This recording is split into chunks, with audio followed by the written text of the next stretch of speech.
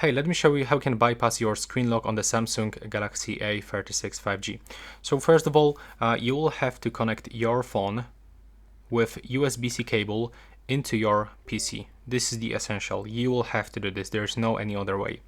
Now, to turn off the phone, you will have to use two buttons combination. If you try to do this by using power key, then you will have to still input your screen lock. So you have to click and hold power key and the volume up button at the same time. Take a look.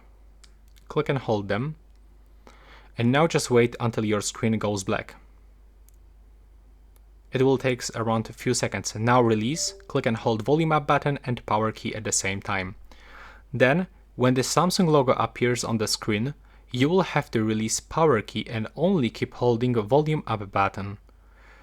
So take a look. Now it will take around 20 to even 30 seconds until the Samsung logo appears, because when you force your Samsung to restart, it actually takes a few seconds to get back the boot animation. Now release power key when you get Samsung logo on the screen and only keep holding volume up button. There we go. Right here, scroll to the wipe data factory reset and click on the power key.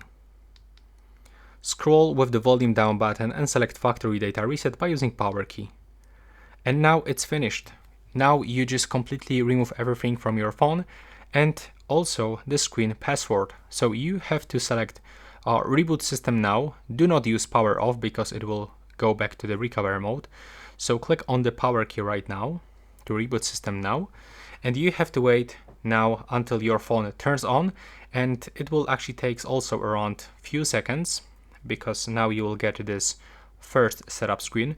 So you will have to just set up your phone like for the first time when you purchase this device, and you will don't have the screen lock.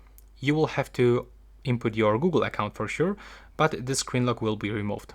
So that's basically it. It's actually quite simple, as you can see. Thanks for watching.